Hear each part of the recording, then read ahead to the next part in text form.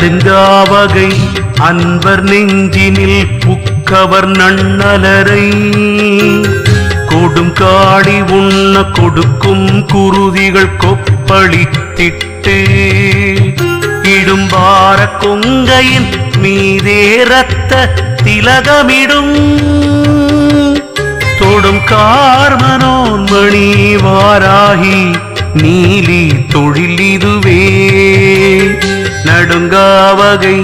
அன்பர் நெஞ்சினில் புக்கவர் நண்டலரை